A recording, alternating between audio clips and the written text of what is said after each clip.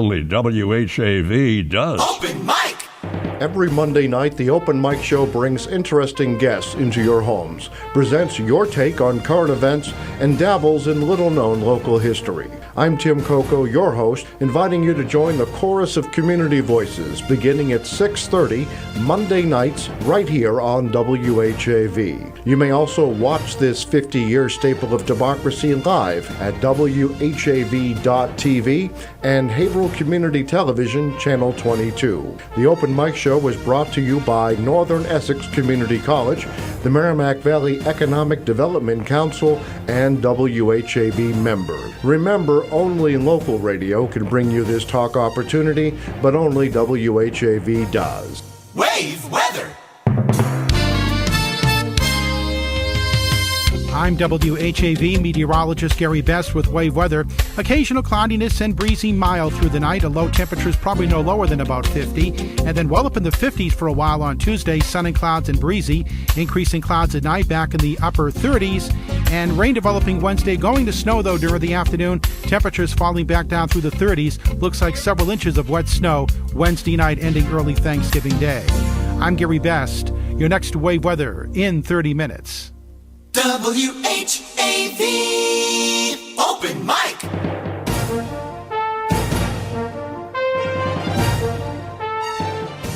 From the Edwin V. Johnson Newsroom, WHAV presents the Open Mic Show with Tim Coco. Make your voice heard. Call 978-374-1900. That's 978-374-1900. Or email tcoco@whav.net. And welcome to the pre-Thanksgiving edition, we'll call it, of the Open Mic Show. I'm Tim Coco. Nathan E. Webster III is producing in Master Control right here at WHAV. All right, we have some breaking news. Took a while to assemble. It's not yet on our newscast, but we're going to share that with you. I'll give you the lead, as they say, first, and then we'll go into some other things before returning to this. But exclusive breaking news here on WHAV. The city may be dipping into its rainy day fund after all. Governor Deval Patrick has placed on hold $2.4 million in state funds the city expected to be used to defray debt payments on the former Hale Hospital. That's very big news. We do have calls in. We did speak with Representative Brian Dempsey's office, Colleen McGonigal, who was very, very helpful with some information and some reassurances. We have a call and an email in to Mayor Fiorentini, also extended an invite to him to appear on this program in that email if he would like to do so. Hopefully he can. I know it's last minute, but it seems like that's how news breaks. Also, let me preview next week for you since we start the holiday season. I know that there's a few bah humbugs among us, but next week, Roxanne Dent lives in Haverhill. Haverhill author, wrote The 12 Days of Christmas, and she will be on the program to talk about her new book. Again, she's a local author, Roxanne Dent. We'll talk a little more about Roxanne in a moment, but many of you may know her. Lives right in downtown Haverhill, what we might call an urban pioneer. So that's that item. This hour of the Open Mic Show is being brought to you by Haverhill Bank. Just one bank. As usual, there are many ways to watch or listen to this program. You can watch the program for the next 2 hours at WHAV.tv on your computer or smartphone, or on 8C Media, Channel 22, Comcast in Haverhill. You can listen to WHAV anytime, 24 hours a day, 7 days a week at WHAV.net, again on your computer or smartphone.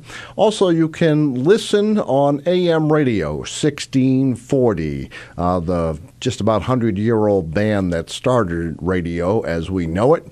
and hopefully soon 98.1 on your FM dial. The current status is still tentative selectee by the Federal Communications Commission for our new frequency at 98.1. Also, many thanks to the board, staff, management, and members of our area cable television stations. They run WHAV as the audio behind those bulletin board messages you see, and that includes Andover, Channel 8, Methuen, Channels 8 and 22 on Comcast, Channel 32 on Verizon Fios, Haverhill Community Television, HC Media, of course, Channel 22, and Plasto and Sandown, New Hampshire, Channels 17, and in Plasto also on Channel 23. Largely open lines tonight if you want to call in the program. Very easy, 978-374-1900. Just dial, press, or speak. I know some people have phones that you just speak the number, 978-374-1900. If you're shy, you can email me at tcoco, T-C-O-C-O, at whav.net. And there's also a message board below the TV screen at whav.tv where you can type in comments, and I'll try to look in there as often as I can. Now, in order to win a prize, you have to get some courage. You have to actually talk on the air.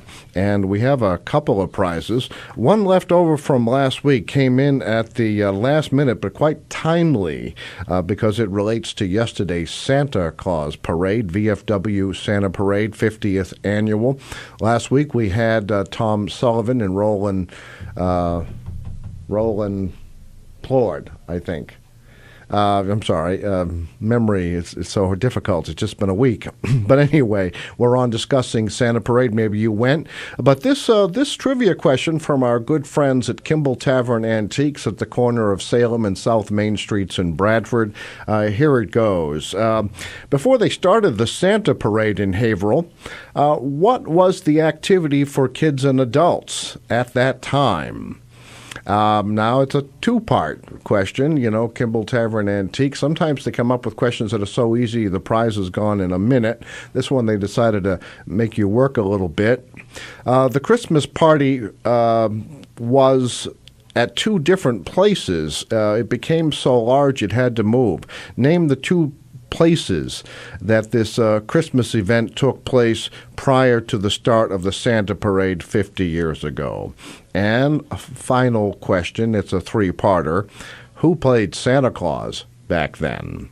All right, I know some of you are in the know. You'll have an idea. So just think back 50 years ago. Not that long ago. Nate, are you 50? All right, Nate won't remember it. I possibly could with a little stretching. But in any event, there was a Christmas event that took place before the Santa Parade got started 50 years ago. It started where? And then moved where when it became too big, and who played Santa Claus. You'll receive a $10 gift certificate to Kimball Tavern Antiques. And you could try this year. It is very possible to do your shopping in Haverhill.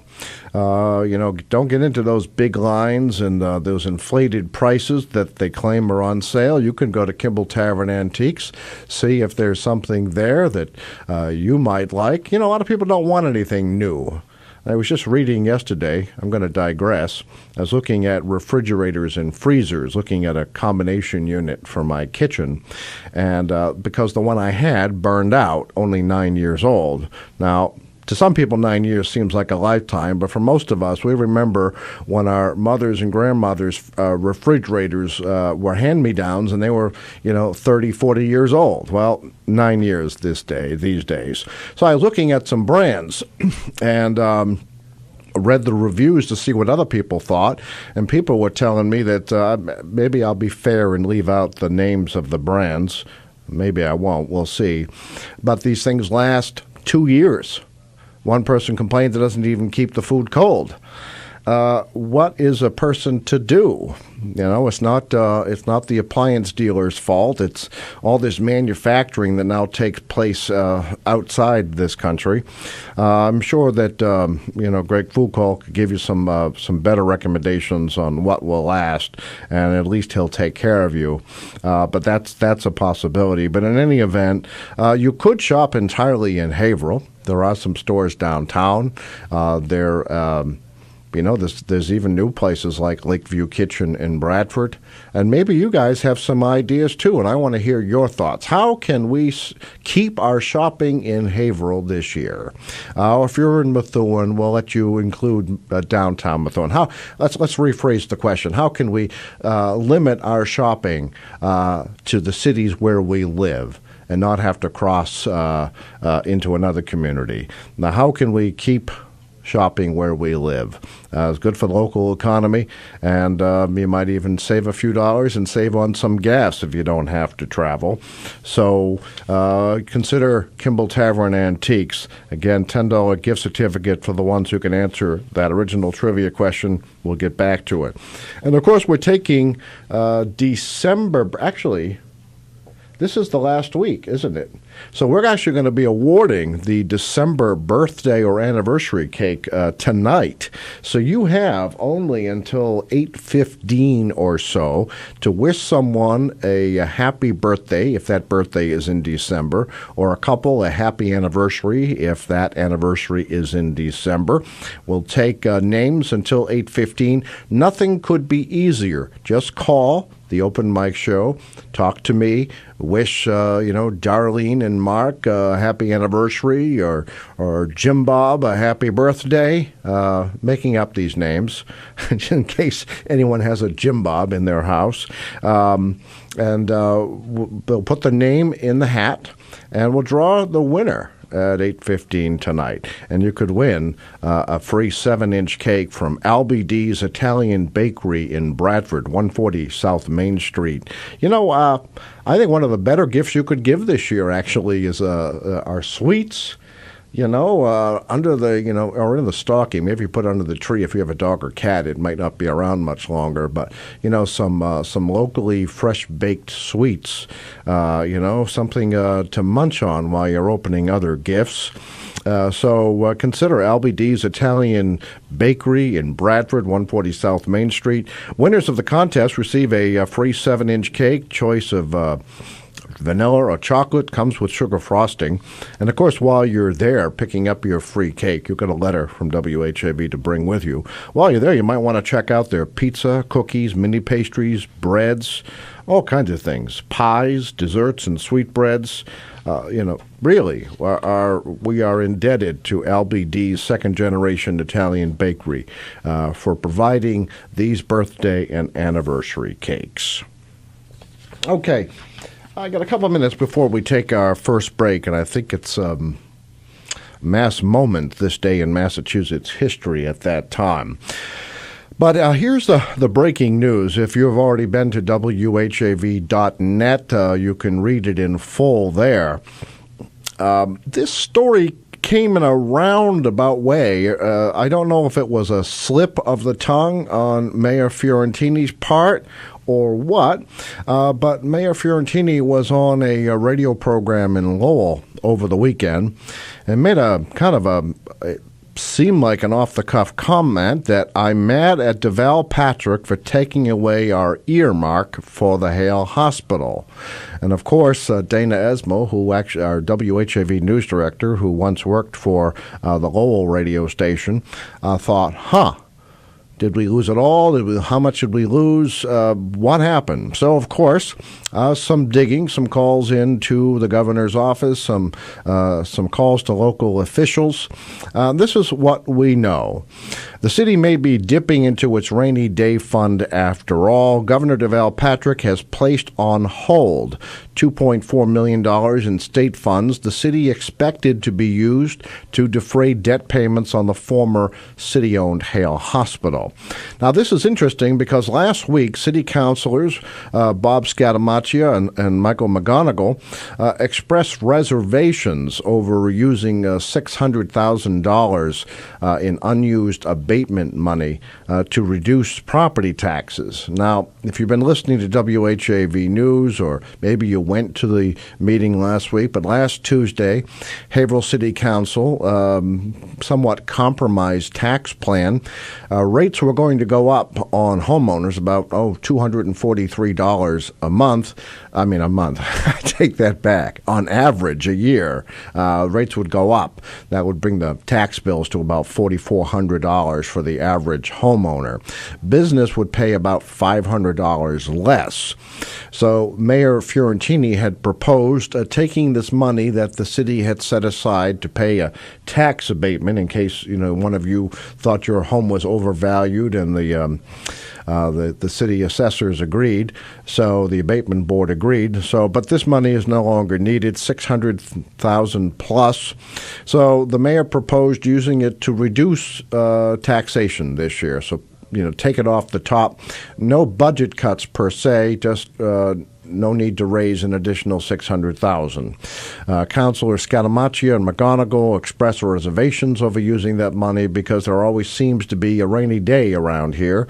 And they were mentioning things like the sewer projects or the old city landfill on Groveland Road as things they would have to pay for. The mayor indicated we have about $2.6 million in the so-called stabilization fund. You and I, we would call that a rainy day fund. Well, it may be that the worst fears have come to pass. Okay, here's what we hear. We'll just work this in before the break. Colleen McGonigal, Chief of Staff to Representative Brian Dempsey, told WHAV the $2.4 million is on hold. Should state revenues improve, it would be restored. Brian Dempsey is chairman of the powerful House Ways and Means Committee, and that apparently is helping us because Colleen said, out of respect for Chairman Dempsey, the governor chose to place a hold on the money. In other words, he could have just cut it out and that'd be the end of it. It would be one of the last things to disappear, she said. Now, the governor had to work to offset $329 million revenue shortfall.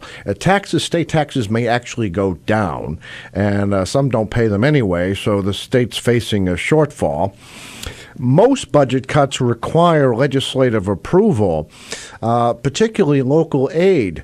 But as Colleen McGonigal told WHAV, this isn't local aid. The $2.4 million is an entirely different thing. It's a gift to the city of Haverhill, but it's not local aid, and so it is a little more risky.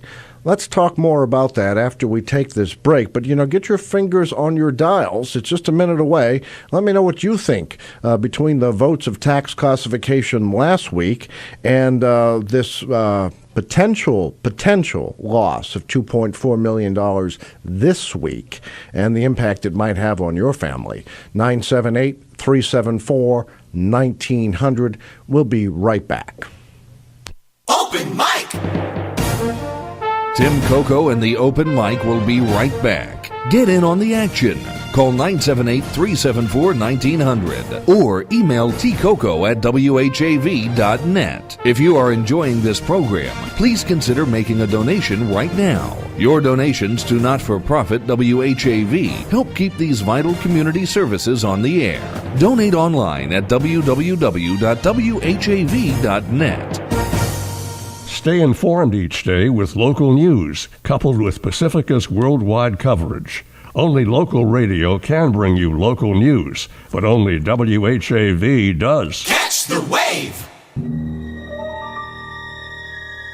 Suspense, a weekly anthology of notable melodramas from stage and screen, fiction and radio, presented every Monday night to bring you to the edge of your chair, to keep you in suspense.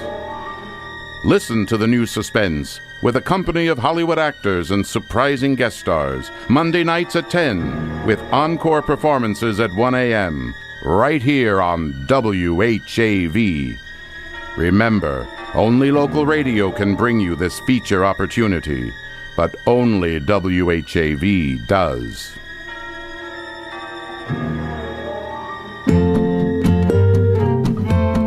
Today is November 24th. On this day in 1747, Elizabeth Porter was born in the Connecticut River Valley village of Hadley. 5 years later, her father built the first house outside the town center. He called it 40 acres. It would be Elizabeth's home for the rest of her long life. Her father died in 1755. Her 36-year-old mother never remarried. With help from kinfolk, slaves, and hired help, the widow Porter ran a 600-acre farm on what was then the Massachusetts frontier. After her daughter married Charles Phelps in 1770, the younger woman became mistress of the estate. Elizabeth Porter Phelps' descendants would occupy it for the next 200 years, but she would be one of the last female members of the family to shoulder the burdens of a hard-working farm wife. For more about this and other Mass Moments, go online to massmoments.org. Brought to you by the Massachusetts Foundation for the Humanities. More of your soft gold favorites. Catch the wave. WHAV. Open mic.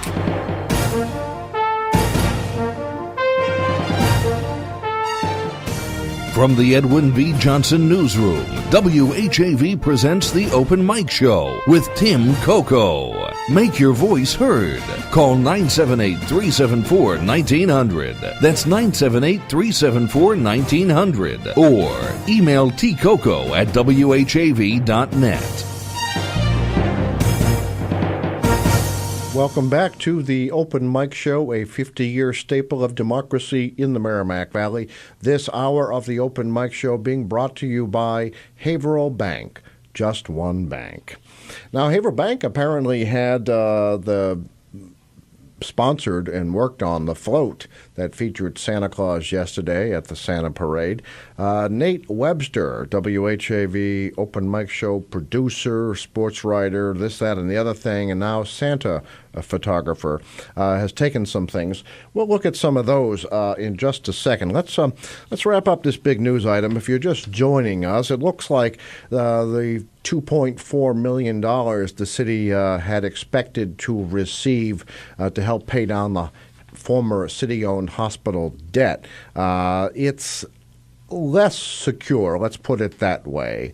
The governor has put the funding on hold. Last week, Councilors Scatamaccia and McGonigal were worried about using $600,000 in surplus abatement money to reduce tax bills, because there's always something, there's some emergencies. We all have these in our own homes. We know what that's like. But nevertheless, that money was used. Haverhill has about $2.6 million, if I have that right, in its so-called stabilization fund, which is a rainy day fund, the savings account. And so if the hospital money doesn't come through from the state, that could pretty much wipe out the reserve. And then if anything else goes wrong this year, and we're less than halfway through the fiscal year, anything else goes wrong, whether it be special education overruns in the school department or some type of an emergency, this could be devastating for the city. But Colleen McGonigal, Chief of Staff to Representative Brian Dempsey, says that out of respect for the chairman, Dempsey, the governor chose to place a hold on the money rather than just cut it out completely. It will be one of the last things to disappear, she said. So everyone should keep their fingers crossed that the state actually makes up their revenue shortfall in other ways, and then the governor won't take it away. Now, perhaps all of this will change anyway in January when there's a new governor, Charlie Baker. So what are your thoughts on this? Were Councilors Scatamaccia and McGonigal right last week to vote against using this surplus money to reduce taxes? Or were they perhaps soothsayers and worrying about some emergency like this. Now, Dempsey's delivered more than $16 million to the city since the former city-owned hospital went deep into debt and had to be sold. Typically, and this is kind of interesting, the city has drawn down the state money once the city passed a budget and once the governor signed the budget. Now, Haverhill passed its record $168 million budget last June, and the Governor Patrick signed the state budget in July. One wonders if it was possible for the city to grab that $2.4 million before it disappeared. Maybe not. I don't know how those things work, but we are, pretty deep into the fiscal year. And anyway, McGonigal said when there is a gap this big, she's referring to the $329 million revenue shortfall, when there's a gap this big, no one is safe. Brian is confident once revenues go up, we'll have an opportunity to secure and lift the hold. What are your thoughts on that? 978-374-1900. Keep in mind, we're going to be giving away the birthday or anniversary cake at 8:15 tonight. So if you know someone with a birthday in December or a couple with an anniversary in December, not November, December, call the Open Mic Show, 978-374-1900. Wish the person a happy birthday or the couple a happy anniversary. Their name will be put in the hat and we'll draw winners for the 7-inch cake from LBD's second generation Italian bakery at 8:15. Also, and this will be our segue into some Santa Parade discussion, you can win $10 gift certificate to Kimball Tavern Antiques, corner of Salem and South Main Streets in Haverhill. Now, if you aren't sure which building I'm talking about, it's right there on the corner. This what we would call a first period house. It's an old building, but it looks great. The Wood Brothers have really worked on painting and restoring and maintaining that building. And it was, of course, the birthplace of Bradford College. All right, here's a trivia question, and you can win $10 gift certificate if you can answer this 3-part question. All right, before the Santa Parade took off in Haverhill 50 years ago, there was another activity for kids and adults. Where did this activity first take place? When it got big, where did it move to? And who played Santa Claus? 3-part question. Where did this Christmas event take place at the start? Where did it move to when it became too big? And who played Santa Claus? First person to answer that correctly can win $10 to Kimball Tavern Antiques. All right, we're going to take a call, but maybe if it's appropriate, Nate will put up some photographs he took. We have just a few of apparently more than 24 that he took. Some photographs from yesterday's Santa Parade. You're on the Open Mic Show. Hello, Tim. Hi there. How are you? I'm hanging in. I volunteered to be Santa before. My stomach was bigger then. But, you once volunteered to be Santa because you fit the costume? Yes, sir. I'm afraid I might too. But you're trimmer now. Yeah, I am.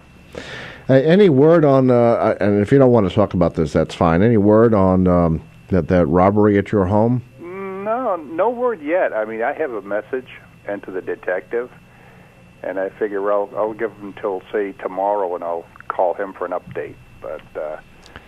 There's nothing happening with that. No leads? They don't call them leads, but not everybody has been questioned yet. Anyway. I see. And one of the people who needs to be questioned is away, far away. Oh. And some people might see that as suspicious. It may be. I don't know. Oh, boy. Well, we're hoping for a break in that case. And really sorry that this happened to you. I'm sure hoping for a break in the case, too. Now, well, since this first came up, are you, I guess, I'll be honest, I guess I would be. Are you more suspicious of your fellow man than you were? Not really. All right, so you've always got a good attitude. I guess People get mad at me now for being such a trusting person, and I'm not as trusting as people may think in the first place. But you know how it is when you become close to certain people, then you think, hey, wait a minute, that can't be. There's got to be an explanation. No, and maybe there is. Maybe there is. I don't know. No, I don't know. It'll come out in the wash anyway, I suppose. Well, we're rooting for you anyway. I appreciate that, Tim. What's on your mind tonight? Not too much. You were talking about that budget shortfall. I mean, I don't know if $600,000. I don't know how far that would really go. I think that I agree with Mike McGonigal and Bob Scaramucci. Don't dip into that, you know. Oh, all right. So you would rather, a little bit more on the taxes than to take away some of our emergency money. Sure.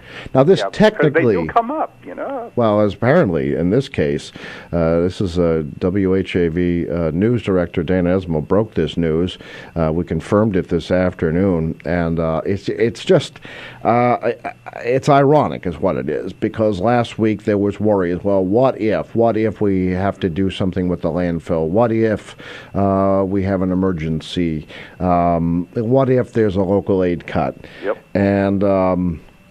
the city theoretically has the money if the worst comes down, that they have to use the rainy day fund, and I guess it will be a rainy day if they have to. But there'll be almost nothing left in that fund afterward, unless... I'm going to interject a little bit of lighter side and see what you think of this.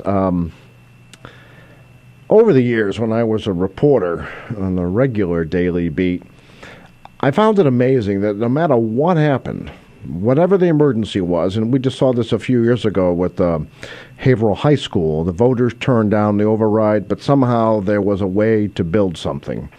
And somehow it always works out. And I remember former Director of Finance, City Auditor Bill Kluber. He was the master. He was like Scotty on the Enterprise, if you watch Star Trek.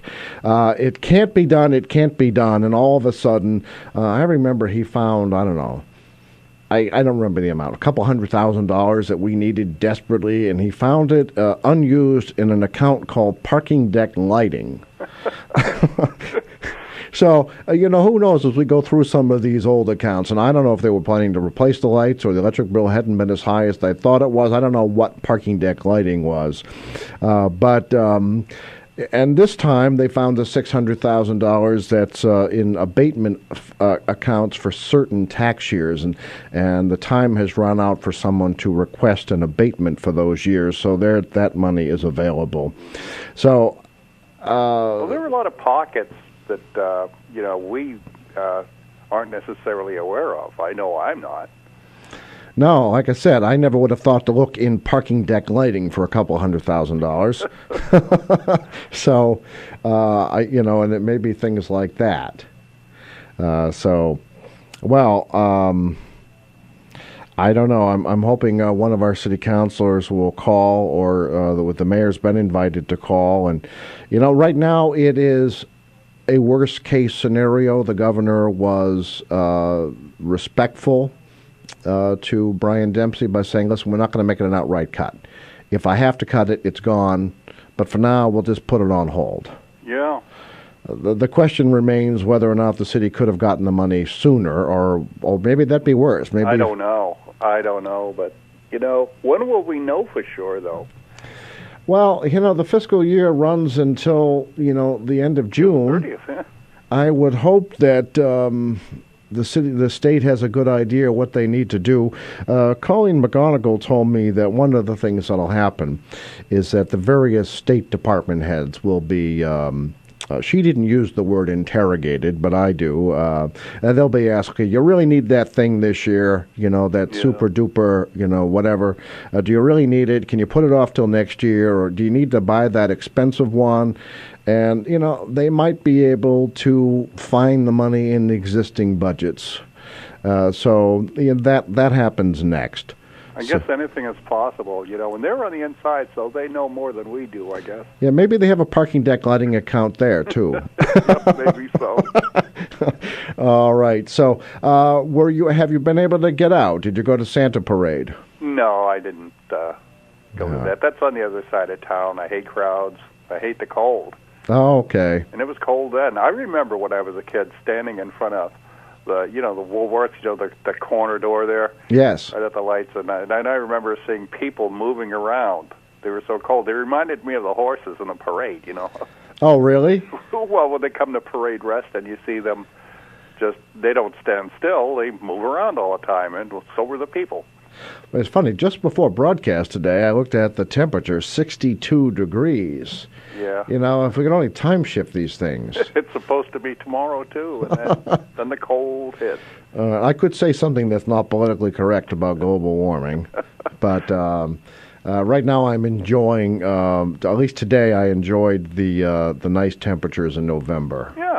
Yeah. And if we don't have a white Christmas, fine.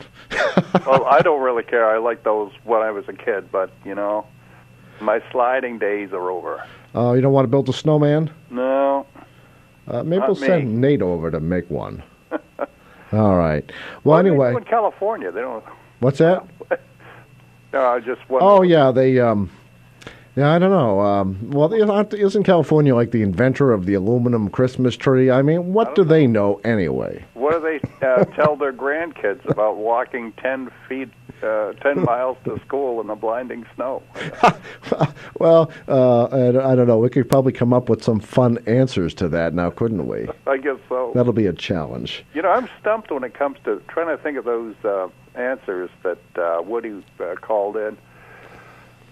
For his trivia. And I faintly remember Santa being over at the park. And I remember there was a little igloo set up out there. I don't know if that's the kind of thing. Well, that's not the one on this list. But, when you come to think of it, I suppose there were Santas on almost every corner now, weren't there? Well, I remember I went over and I looked at that igloo, how they had the entrance was carved out a bit, What was that, a GAR park? Yes. Yeah. And you went in the igloo, or was that allowed? Well, you couldn't go inside because there was no inside. Oh. The whole thing was solid, but if you looked at the front, the door part of it, it was just kind of carved in. Well, that'll never stop kids today. They had that. Yeah, they drove through that, right? Yeah. Oh, all right. Well, thanks for that memory. Maybe others remember the igloos at GAR Park. Mm-hmm. Maybe so. All right. Well, feel free to call back if you'd like. We're going to go to news now, and we'll hear a little bit more about what's going on and see what happens. Thanks so much. We'll hear from Rebecca Foster. Oh, actually, I wonder, is Rebecca on tonight? Yeah, let's see if Rebecca Foster is on tonight. We'll have a contest on that soon. Yeah, sure. All right. Thank you. Take care. Take care. Bye. Bye-bye. All right, late as always for going to news. Let's go to local news with Dana Esmel. He's going to be giving you kind of an earlier version of this Hale Hospital story, $2.4 million story. But it still helps illuminate the picture. And then we'll hear a little bit more about national news. I believe we may know what happened at the Ferguson press conference, so you might want to listen to the news on that, and then we'll be back with more of the Open Mic Show after that. Open Mic! Tim Coco and the Open Mic will be right back. Get in on the action. Call 978-374-1900 or email tcoco@whav.net. If you are enjoying this program, please consider making a donation right now. Your donations to not-for-profit WHAV help keep these vital community services on the air. Donate online at www.whav.net. It's 7:09. WHAV Merrimack Valley. WHAV is a not-for-profit service of Public Media of New England, Incorporated. It's heard on 1640 AM, the web, at whav.net, and participating cable television stations.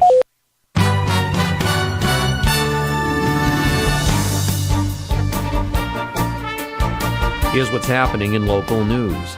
New Balance's Lawrence Distribution Center will save approximately $110,000 annually in lighting, maintenance, and energy costs, demonstrating the availability of utility incentives available to local businesses. New Balance completed a $535,000 lighting upgrade funded in part by National Grid energy efficiency incentives. Utilities are required by the Commonwealth of Massachusetts to advance programs to reduce energy usage. John Campbell, Director of Corporate Services at New Balance, said, quote, "We were excited to work with National Grid to explore ways to save on energy costs. The lighting installation they developed is a great solution that will offer significant savings right away. Coupled with the energy efficiency incentives, the project will pay for itself in just 2 years." End quote. The installation is expected to yield an annual energy savings of nearly 900,000 kilowatt hours for New Balance. For more details, visit WHAV.net. The interim director at the Haverhill Public Library has yet to say whether or not she will apply as a candidate for the permanent position. In an email reply to an inquiry by WHAV, interim library director Sarah I. Moser did not directly answer if she would be a candidate in an ongoing search by the library's trustees for a permanent director. However, in a statement she said, quote, "The mayor and board of trustees have posted the director's position externally and are hoping to attract some great candidates. In the meantime, myself and the rest of the library staff are continuing to make changes and updates to HPL in order to better serve the public. We are committed to the idea that HPL is a cutting-edge library offering great products and services to the public. We're excited for the future and feel confident that whomever is leading HPL will help us achieve our goals." End quote. Earlier this month, the city and library trustees posted the job opening for a permanent full-time library director. WHAV was the first to report trustees named Moser as interim director, filling the position left by Carol Verney, who retired last July. For more details, visit WHAV.net. A Haverhill man is charged with assault after police responded to a disturbance Sunday afternoon on Portland Street. Haverhill police report 33-year-old Justin Alder of Haverhill was arrested shortly before 2 p.m. He is charged with assault and battery on a police officer, resisting arrest, and disorderly conduct. He is due to be arraigned on the charges in Haverhill District Court. Also, this note, the Haverhill City Council does not meet this week. Its next scheduled regular meeting is on Tuesday, December 2nd. In local high school sports, no scheduled matches Monday for the Whittier Tech Wildcats. Also, Wildcats winter sports registration remains open. For more details, visit WHAV.net. Remember, WHAV is the only Haverhill-based news source, and it's always free. In the Edwin V. Johnson newsroom, this is Dana Esmel. From Feature Story News in Washington, I'm Rebecca Foster. U.S. Defense Secretary Chuck Hagel has resigned from President Obama's administration. Multiple reports in Washington suggest the former Republican senator was fired, but the president denied it at a White House ceremony. Simon Marks reports from the U.S. Capitol. Did he go or was he pushed? President Obama insists it was all Chuck Hagel's idea to leave the Pentagon. There's one thing I know about Chuck, is that he does not make this or any decision lightly. This decision does not come easily to him. But multiple reports here indicate the White House orchestrated the defense secretary's ouster. The president frustrated that he wasn't on the same page as Mr. Hagel over the battle against IS or even the fight against Ebola. Now the White House has to find a successor and prepare for a tough confirmation battle on Capitol Hill. An extension of the deadline for a nuclear deal with Iran has been made after talks in Vienna failed to reach a comprehensive agreement. The ongoing negotiations are aimed at getting Tehran to curb its most sensitive uranium enrichment, rendering it unable to make a nuclear weapon in rapid time. The West is offering the relaxation of sanctions, including the announcement Monday that Iran will continue to be able to access $700 million of frozen assets in the interim period. U.S. Secretary of State John Kerry says the plan is for a full peace plan to be in place within 7 months, but to have a political agreement within 4 months. These talks aren't going to suddenly get easier just because we extend them. They're tough, and they've been tough, and they're going to stay tough. If it were easier, if views on both sides weren't as deeply held as they are, then we'd have reached a final agreement months or even years ago. But in these last days in Vienna, we have made real and substantial progress, and we have seen new ideas surface. Russia is losing up to $100 billion a year from falling oil prices and a further $40 billion from Western sanctions, according to Russia's finance minister. Reports suggest Russia may start cutting its oil production by around 300,000 barrels a day to support world oil prices. Jake Rashbass reports from Moscow. Leading oil-producing countries are meeting in Vienna this week to discuss falling oil prices. Oil prices have been falling since the summer as global supply has risen, partly because of the US shale boom and also because of lower demand in Asia and Europe. Russia, as the world's largest oil producer, seems to be worried. President Vladimir Putin has said that Russia could suffer catastrophic consequences from falling oil prices, combined with an increasingly weak ruble and Western sanctions. But President Putin insists this isn't just a risk for Russia, but could have knock-on effects for other countries too. From bureaus worldwide, this is FSN. WAVE weather. I'm WHAV meteorologist Gary Best with WAVE weather. Occasional cloudiness and breezy mild through the night. A low temperature is probably no lower than about 50. And then well up in the 50s for a while on Tuesday. Sun and clouds and breezy. Increasing clouds at night back in the upper 30s. And rain developing Wednesday. Going to snow, though, during the afternoon. Temperatures falling back down through the 30s. Looks like several inches of wet snow Wednesday night ending early Thanksgiving Day. I'm Gary Best. Your next WAVE weather in 30 minutes. Listen to The Wave with fewer interruptions, no pop-ups, and a choice of players by tuning directly from www.whav.net. WHAV, Merrimack Valley, open mic.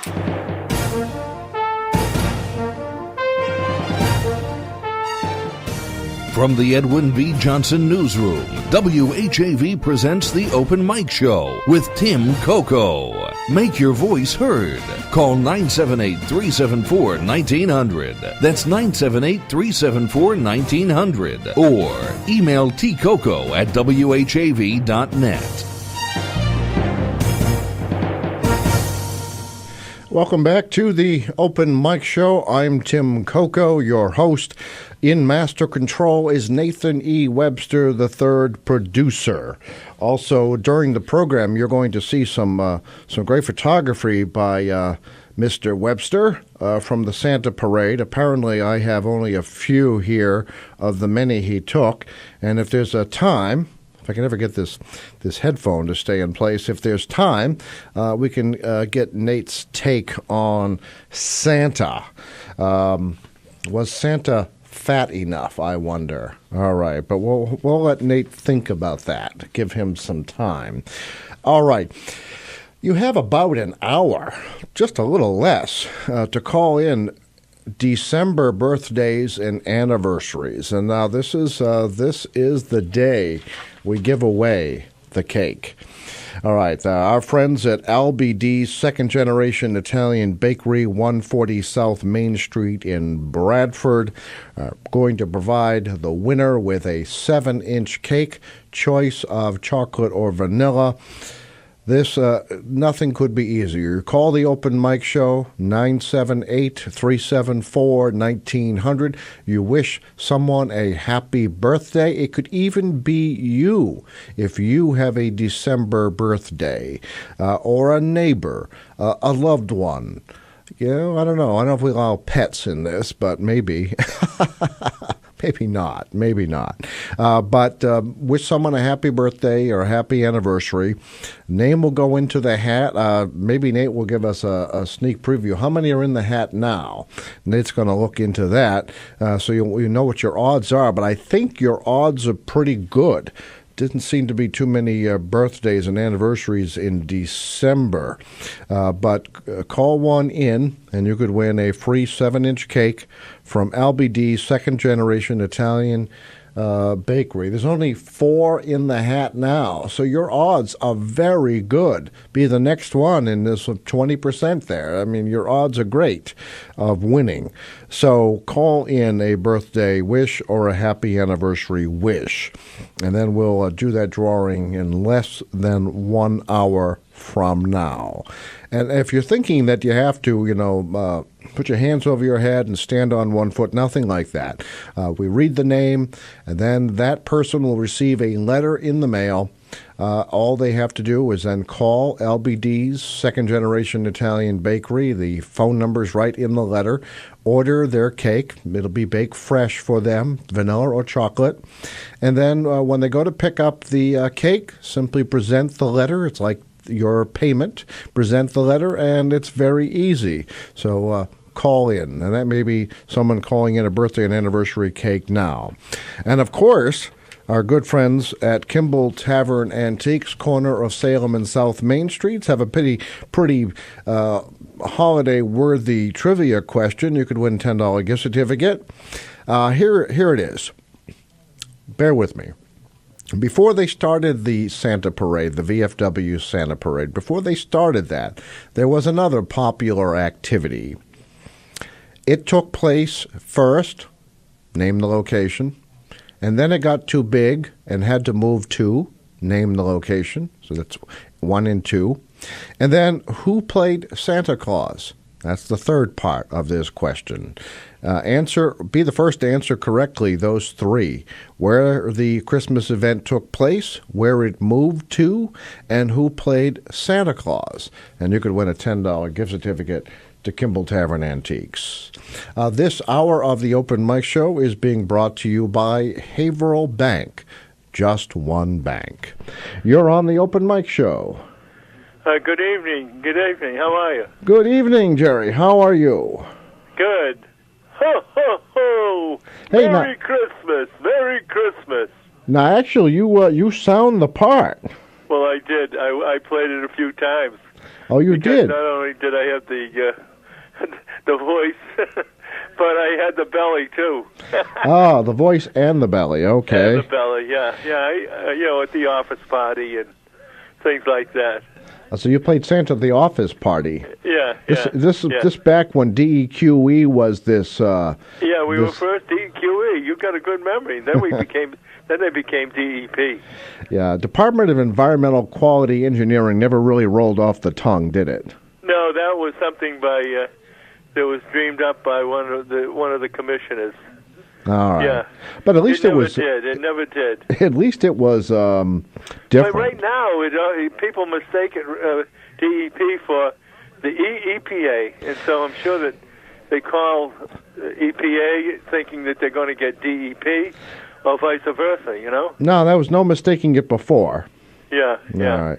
So Department of Environmental Quality Engineering. First of all, in the 50s, we were called the Bureau of Environmental Sanitation, and we were in the Department of Public Health. The Bureau of Sanitation. Bureau of Environmental Sanitation. Well, there was only 50 people in it. Well, it's funny is that I would think that as far as the nation goes, Massachusetts must have been on the cutting edge to have something in the 50s. Well, actually, Massachusetts was the first state in the country to have a board, basically. It basically had a board, a health board. All right. And if you read back, and you like history and things like that. I do. The Shattuck Report, they were an annual report by the Department of Public Health, talked about all the diseases and things like that. And they were done. This Shattuck Report was done on an annual basis. Now, actually, I'm glad you mentioned that. I doubt you know anything about this, but David Godswood would kill me if I didn't ask. Uh-huh. He's been researching for a WHAV story, the Haverhill Fever of the 1920s. I bet you it's in there. And he's been going through the reports. There are lots of references to it, and I'm sure he'll have more. Now, some people call it the rat bite fever, which was, but it's the Haverhill fever. It's actually anyone who gets it today, no matter where they are, it's still called that. It's the library. Then I don't know the word. It's still there or not, but you can call it Department of Public Health and see where the repository is. But it was at the Tewksbury State Hospital, and you could view these reports, and they were done on an annual basis for years and years and years. One particular document that I have a copy of, in fact, they were going to throw it out, and I grabbed it. It was a report that basically showed and showed the idea of constructing Quabbin Reservoir. Oh, really? Yeah, and it goes through the process. There were three alternatives. The first alternative was to transport water all the way from Winnipesaukee to Quabbin. The second alternative was to withdraw water from the Merrimack River and put it in an aqueduct to Quabbin Reservoir. And then the third alternative was, to divert, I think it's the North River, and that was the one that was chosen. All right. Another plan was to withdraw water from the Connecticut River to augment supply at Quabbin. But all the academia from Connecticut, were against that. And unfortunately, that's too bad because I think in the future, that although Boston has done a tremendous job on unaccounted for water and fixing all leaky pipes and things like that, they reduced their daily consumption from 500 million gallons a day down to about 330. That's quite a bit of savings. Yeah, and but I think in the future, and now's the time, but you never can get anybody interested. Everybody is like California. All right. They're having a major problem out there with lack of water, What I find interesting about Quabbin and probably other public works projects, and maybe more specifically waterworks projects, I was amazed at the original studies to look at the situation. I think, correct me if I'm wrong. I have a copy of that report. Does that go back to the 1890s? Yes. The 1890s, they looked at this. Now, they didn't actually start taking all the properties till the 20s, and they didn't actually... We'll never get it done again. And we didn't actually fill the reservoir. Backyard type. Yeah, people, we actually, and I don't think we actually finished filling the reservoir because it took some time until like 1946. Yeah. So what amazes me is that there were planners, engineers who were looking at this problem. I know a couple of them. They were still working for DEP. Were when they? I came to work in the 50s. So, I graduated from college in 1952. My first job was with the Bureau of Environmental Sand. And we had engineers that had actually worked on that project. I find it very fascinating. There used to be a gentleman who went to the Haverhill Public Library. I don't know if he's still with us or not, and maybe I shouldn't have said that, but he was one of the people displaced from the Swift River Valley. Yeah. I was on Quabbin one time during a drought, and actually, Quabbin is like, it has 25 square miles of water surface, and it has a safe yield of approximately 600 million gallons a day, and there is a hydropower facility at one end. Did you know that? I did not know that. Yeah, North Borough Mountain. They have basically, and that was part of the plan of diverting the Connecticut.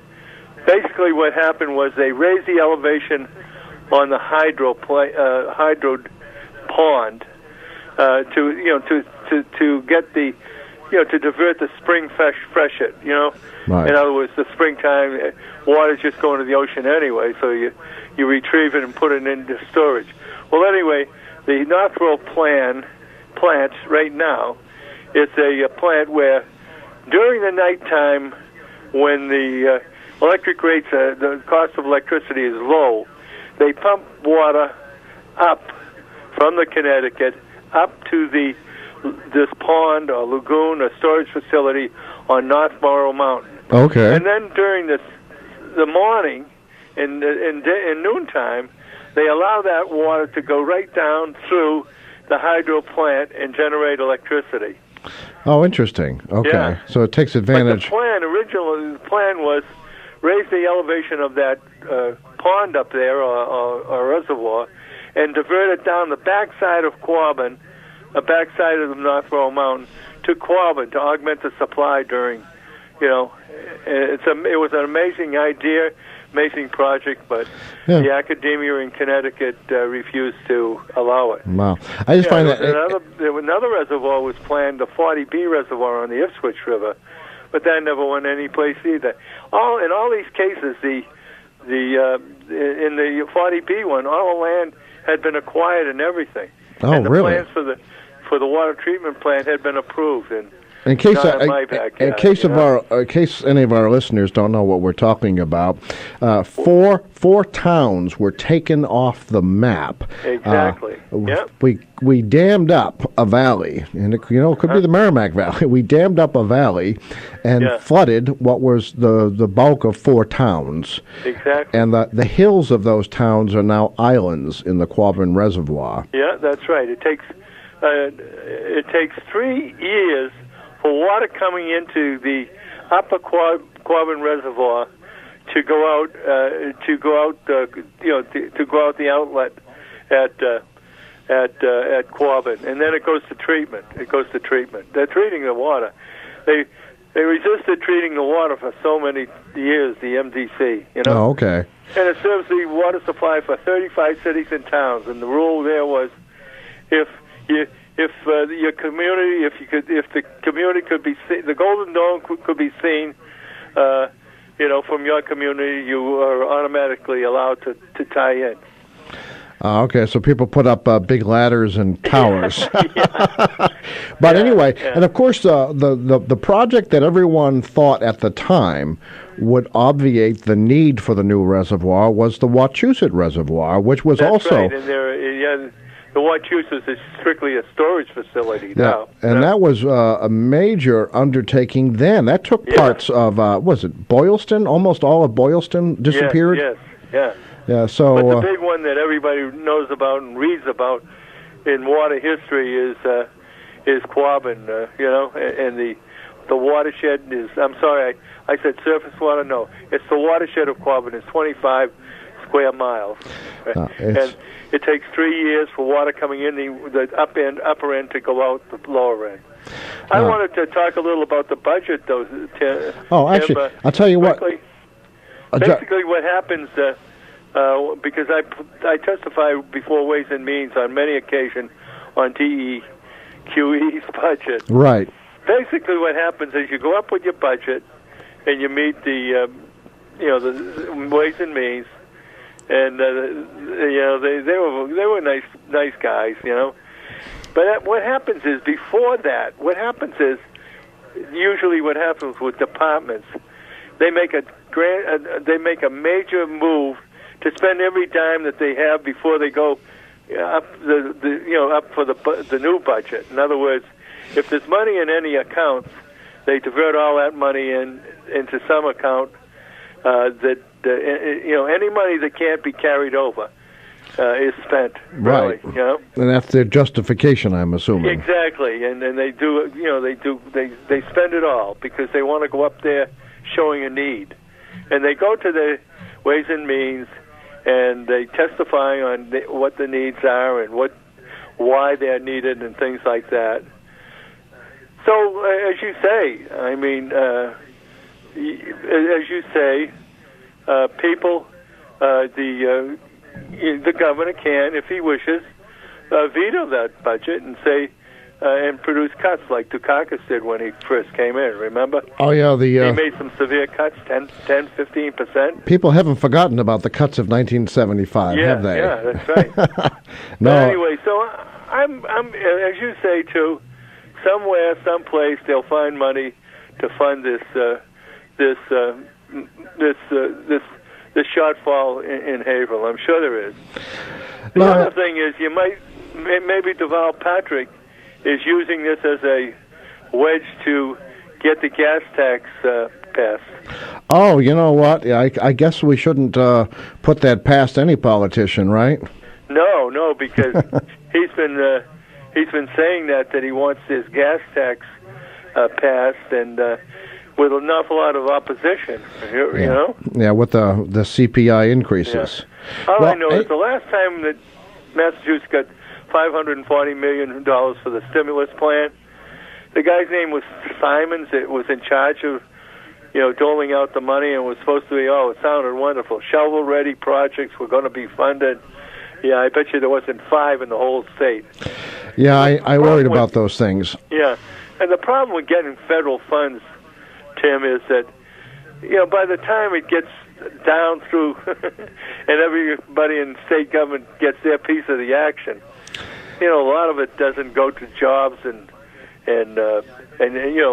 consultants and doing anything, really, No, matter of fact, actually, I see the same thing. Not here, I'll tell you. We're very very lean here, but I see some things with these giant nonprofits. I mean, these nonprofits that get hundreds of thousands of dollars a year, and they take, as a rule of thumb, I think 15% off the top of every grant for so-called administration. Administration, yeah. Yeah, and as it goes down through the process, everybody takes administration. Yes. So by the time we get to the charity, it's pennies on the dollar. And here I am laughing a little about it, and it's really not. It's not anything to laugh at. No, it isn't. But the humor is that it's hard to control. I don't know if it's called human nature or a politician nature, and I'm not sure that they're one and the same. But anyway. Just before I leave, I'd just like to announce to you that my son's birthday is December the 15th. December the 15th. Yeah. Which son, Michael? No, James. James, okay. Nate, you got that? All right, well, you have a 20% chance of winning. 20% chance? Yeah, because only 5 entries. Am I doing my math right? Is that right? Yeah. Well, anyway, thank you very much.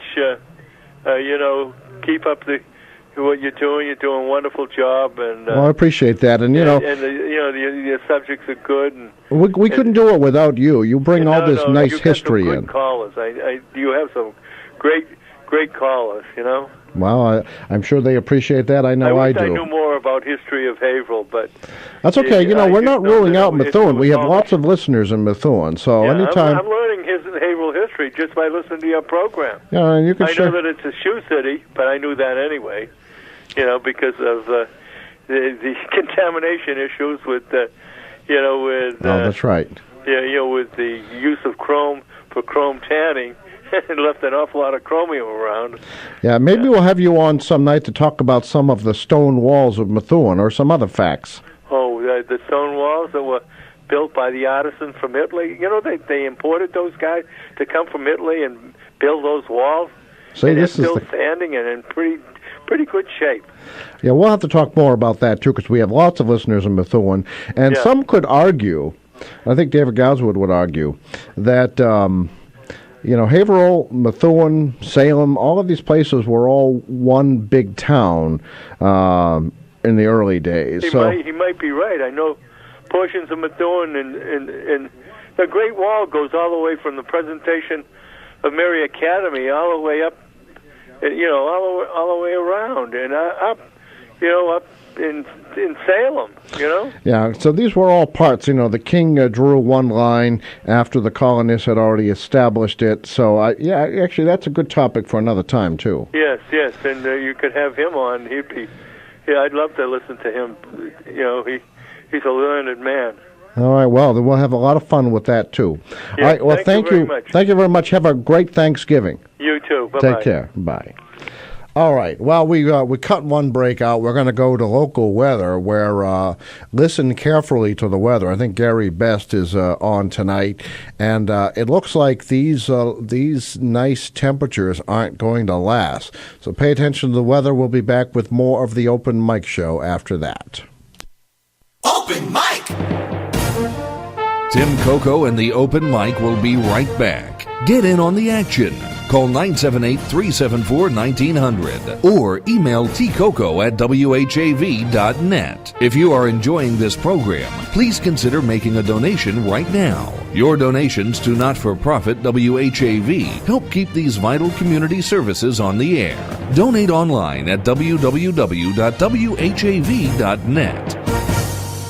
It's 7:39. Are you listening to WHAV on cable television? If so, join WHAV in thanking the board, staff, and members of your local public access channel. The closer, Kevin Harvick, got the job done at Homestead Miami Speedway to pick up his first Sprint Cup championship and the second trophy for Stewart-Haas Racing. Harvick's crew chief, Rodine Childress, and his wife, Delana, were emotional atop the pit box as Kevin took the checkered flag to close out the 2014 season. This was also the final time in the pit box for Jimmy Fenig, crew chief for Carl Edwards, and for Steve Letarte, Dale Earnhardt Jr.'s crew chief. Letarte will be joining NBC as a race analyst for the 2015 season. Denny Hamlin finished 7th, while Ryan Newman took the runner-up spot. Just a lot of fight. Luke, I thought, made a great call in the two-tire stop. Had a decent start there with Denny. Luckily, just got past him when the caution came back out again. But the game changer for us, I think, really was the one caution that tires we had rights and they had stayed out, which I think was the right call for them at the time. Had the race gone green, but in the end, I'm just so proud of our team.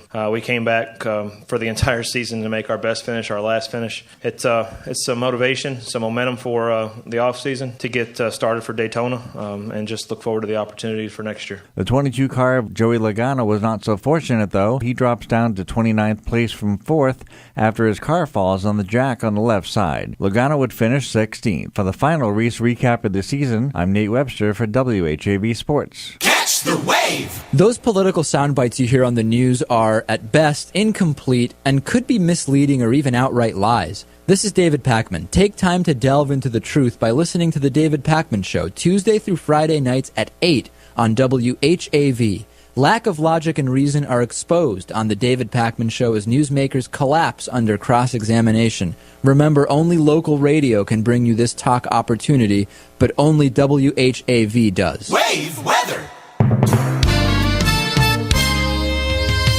I'm WHAV meteorologist Gary Best with wave weather. Occasional cloudiness and breezy mild through the night. A low temperature is probably no lower than about 50. And then well up in the 50s for a while on Tuesday. Sun and clouds and breezy. Increasing clouds at night back in the upper 30s. And rain developing Wednesday. Going to snow, though, during the afternoon. Temperatures falling back down through the 30s. Looks like several inches of wet snow Wednesday night ending early Thanksgiving Day. I'm Gary Best. Your next wave weather in 30 minutes. Soft gold favorites. WHAV Open Mic.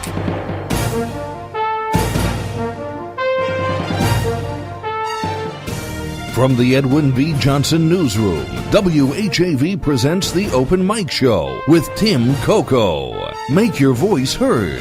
Call 978-374-1900. That's 978-374-1900. Or email tcoco@whav.net. Welcome back to the Open Mic Show, a 50-year staple of democracy in the Merrimack Valley.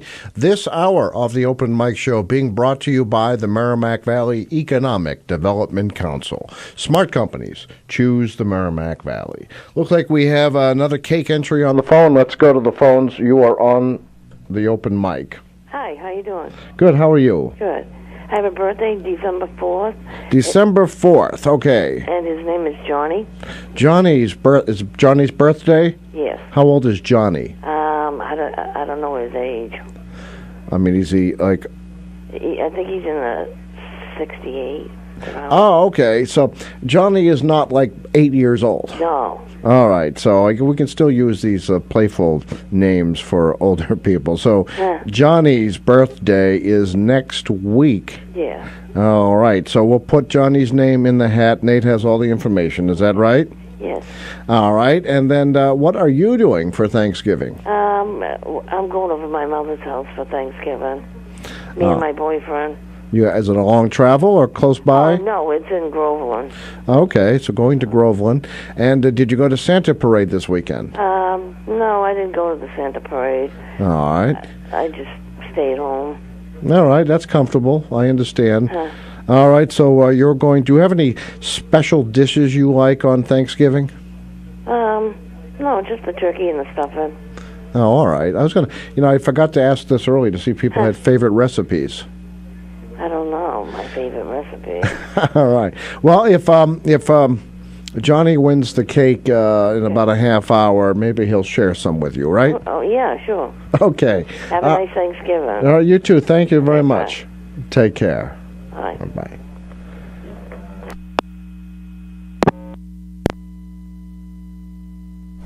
All right. I need Nate to hang up that phone, otherwise we'll have this weird sound.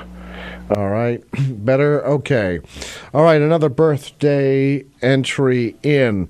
We're still taking birthdays for about another half hour, and I don't know what that means. Oh, we have two more birthdays coming. Let's try to squeeze another one in before the break.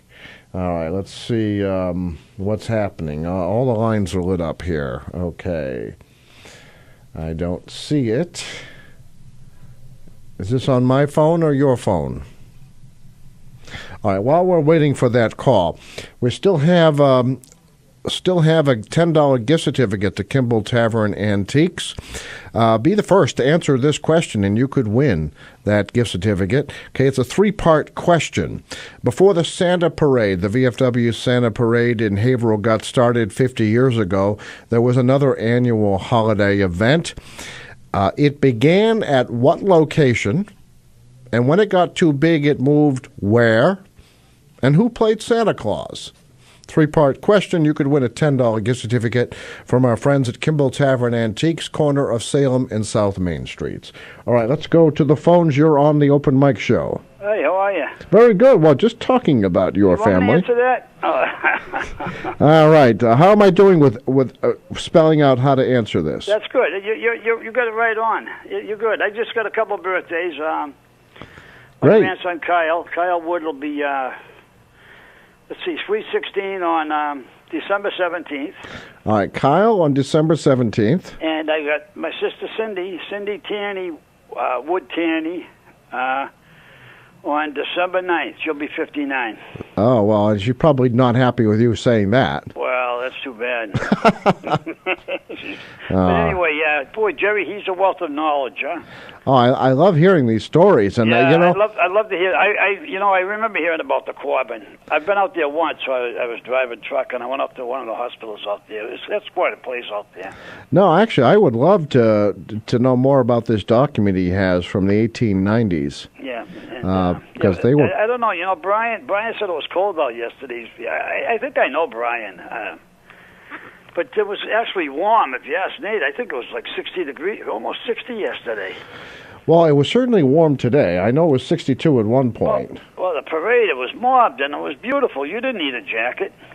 All right, well, maybe he didn't go out to sea. But anyway, it was a great parade, and we owe it all to the VFW, and Haverhill lost one of its firemen, Larry Lawrence Montebello. They had his funeral today. Larry was 93, right? 93 years old. Yeah, I grew up with the family. Yeah, we had that on WHAV.net's obituary page. Quite sad. Yeah, he was a lieutenant in the fire department, and he was also the credit union treasurer for the fire department. And he brought up 10 kids, 10 children. 10 children. And was in World War II. So amazing. And what do I know about Methuen? Let's see. I know Thwaites Market. I'm sure if you haven't been to Thwaites Market, you're really missing out. It's up off of Oakland Ave. What's the name of it? Thwaites. Thwaites. It's an old English Thwaites. They're from the Greenwoods run it. That's an old market. It's probably been there 100 years anyways. Maybe not 100, but it goes way back. The Greenwoods run it up off of Oakland Avenue, and they've got the original tomato sausage, polony, English. That's English bologna is polony. Oh, really? Yeah, and they've got everything. You name it, meat pies, all kinds of meat pies.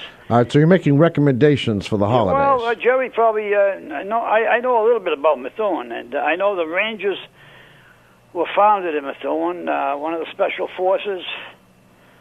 Oh, really? I'm not sure which. I think it was the Rangers. Oh, that's good trivia. Yeah, and also if you go down up Oakland Ave and you go by Thwaites Market and you come out of Thwaites and you go down, I think it's Railroad Avenue, you'll come to a cemetery, small cemetery. I'm not sure, Walnut Grove Cemetery, and the Searles are buried in there. Oh, is that where the Searles are? Yeah. Hey, I have a question for you, considering your heritage. Yeah. Where does one buy English clotting cream? Well, that's a good one. I have no idea. My brother might know. I mean, why do I even think of that? Well, because I'm always thinking of food, especially now that I've been ordered to lose weight. I haven't made a lot of progress on it. But Clotting cream? do you remember that? It's someone else will probably know better. Yeah, but I'm not big. I wasn't big into that, so I'm not. well, it's like a whipped cream. It's like a sour cream, but it's not either of those. It's a great topping. And the last place I had it, I believe, was in England, which has been some time since I've been there. Someone told me there was a place either in Brookline or Newton that you could still get English clotting cream. Oh, maybe you can. Where were you in England? Whereabouts? Actually, well, it depends on which trip, but I think this was the one that I decided I was going to try to hit as many areas as I could, and it was next to impossible. I had to cut out half my itinerary, but I did go to Bath, England, wow. Yeah. Where the Roman baths have been kind of rebuilt, and they're not really historically accurate. Did you go down to Chester? I don't recall Chester. I did go to Shakespeare's in Stratford-on-Avon. Chester, Stoke-on-Trent? Maybe. Sherwood? That's on my list. All right. I don't recall. It's been a while. I went to, I did get to Stonehenge. Stonehenge. No, I've never been. So I started out in London. I had a rental car, and you know what? I'm surprised they let us Americans drive. Wow. Because how'd you do? Well, of course, you have to remember to keep left. Yeah. How'd you do? Well, I did okay, except for one thing. You went off the road. No, almost. My brother did. I knocked off 2 of the hubcaps on the driver's side because those cars were scaring me. On the passenger side. Where am I? Yeah, on the passenger side. Because the cars to the right of me going the wrong way or the left way were scaring me, and I jerked the car to the left. The tires hit the curbing, knocked off both hubcaps. Otherwise, I was fine. One of the things they tell you to do is remember to stay left on the roundabouts, the rotaries, because that is when you tend to switch back to American mode and go back to the right-hand side. Did you get to try blood pudding? Oh, actually, yeah. I have to say the best parts of... first of all of our dinners were at foreign restaurants. Oh, fish and chips. I mean, that's their number one. They're famous for fish and chips. But what I did enjoy was those greasy English breakfasts. Oh yeah. Oh, they're good at that, and the fish and chips. And you get a piece of fish over there. It's huge. But they love that blood pudding. It turns my nose, but my brother eats. Craig, he loves that English bologna. No, it's all cooked, and you just slice it, and you put mustard on. It's big sausage.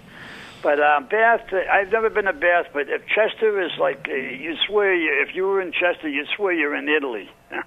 Really? The Roman walls. I think that. Oh, okay. Yeah, it's kind of near Wales. Yeah, I think I've been there 3 or 4 times. I'd like to go back because you can never get enough in. My mom was from a town called Macclesfield, which at one time was the silk capital of the world.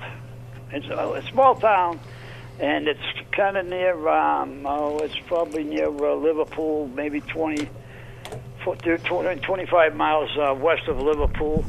And Buxton is Buxton is up in the foothills of the Pennines, which is a beautiful, beautiful town itself. If it snows in Buxton, you can't get out and you can't get in. Oh, really? Yeah.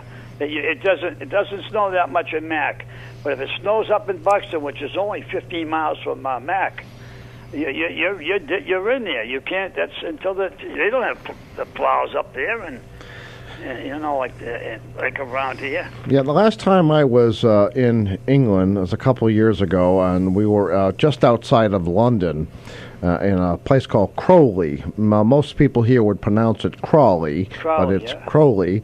And it was a dusting of snow, but I think those people are a lot like New Englanders. Hey, no big deal. That's right. No big deal. But the only thing, they don't have a lot of plows. They don't get a lot of snow. No.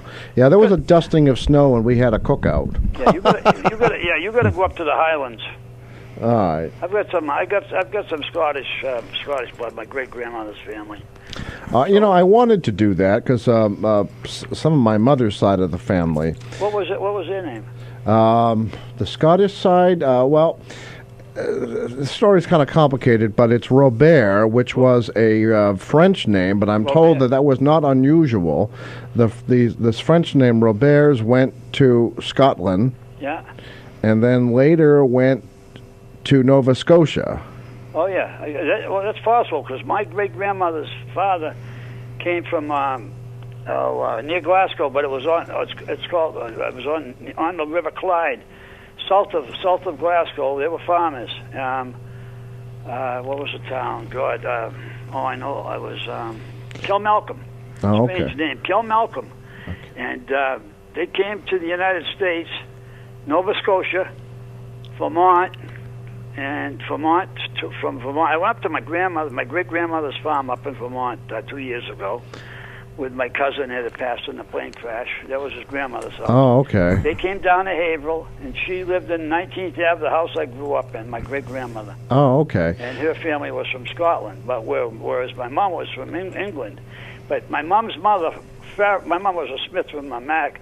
My mom's mother was Farrell, Farral, Farrell. But they're all connected. Farrell, F.A., the Irish Farrell. Out of Lansford Island, and they're French Irish.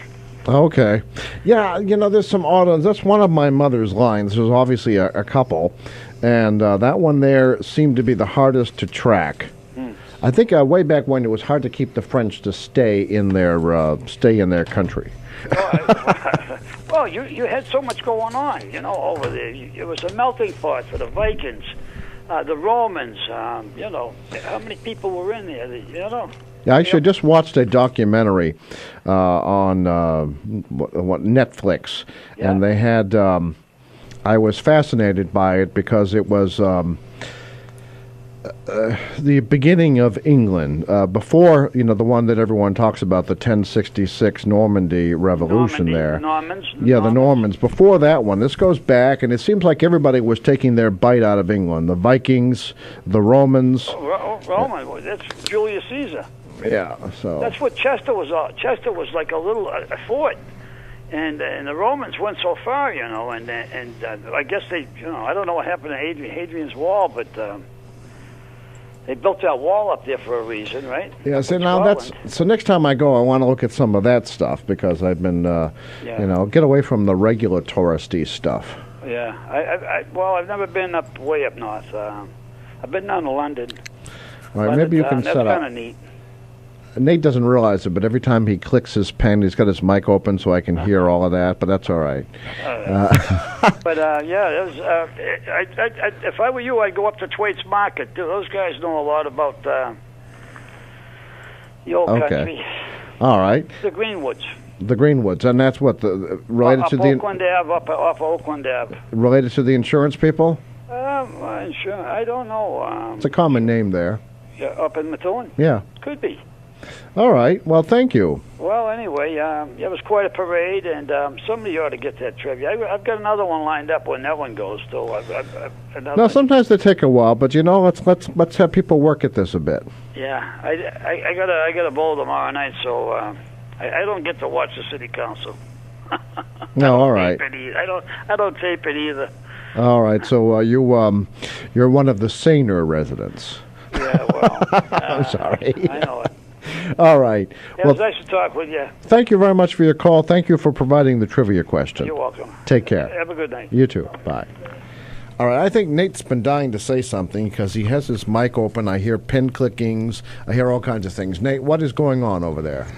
Our resident historian, David Gosward, has told me that if you're looking for English clotted cream in this part of the country, or in America, they call it Devonshire cream. Oh, really? So you might want to be looking for Devonshire cream.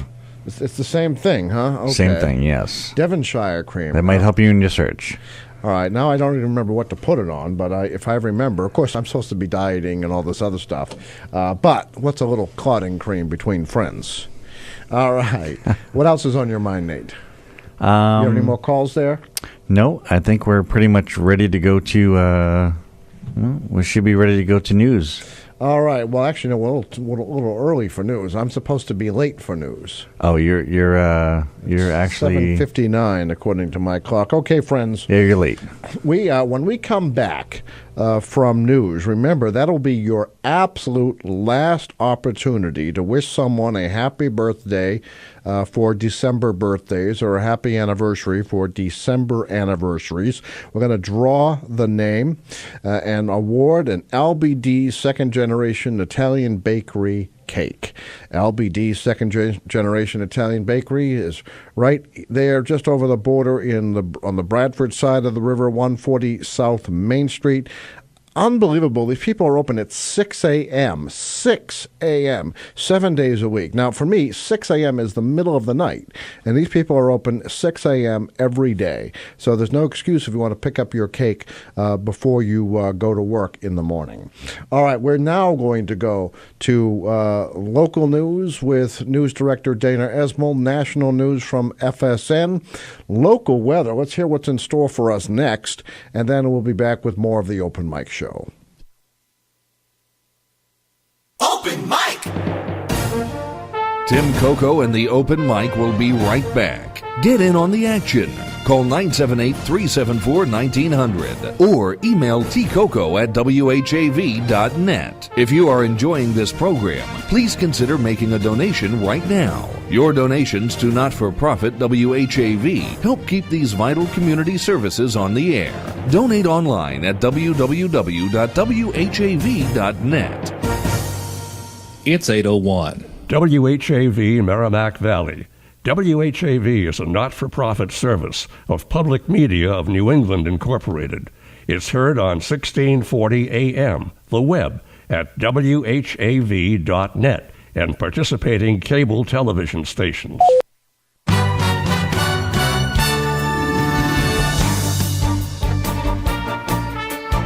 Here's what's happening in local news. Plans by Massachusetts Governor Deval Patrick to close a reported $329 million state budget shortfall could impact local aid, including an earmark to aid the city of Haverhill's debt payments for the former Hale Hospital, according to Mayor James J. Fiorentini. Quote, "I'm mad at Deval Patrick for taking away our earmark for the Hale Hospital," Fiorentini said Saturday on a Lowell-based talk radio program in response to the governor's action to, according to the State House News Service, immediately slash $198 million from the fiscal 2015 budget under his emergency budget cutting authority. The city of Haverhill makes annual payments of about $7 million from its budget toward debt and employee pension liabilities from operating the former city-owned hospital. In recent years, the city has received as much as $2.5 million in state aid under sponsorship of Haverhill Representative Brian S. Dempsey, House Ways and Means Committee Chairman. For more details, visit whav.net. The Haverhill School Committee supporting plans to battle what one committee member calls, quote, the epidemic of heroin use in the city of Haverhill, end quote. The school committee has unanimously passed 3 measures proposed by committee member Scott Wood. The first will create a position of a school's substance abuse counselor. According to Wood, this person, quote, will be a resource for parents to call with concerns and someone students can go see if they need help without threat of punishment, end quote. A second measure passed by the committee will look to make changes to the health wellness program in the schools to address the issues and to add resources to better educate students.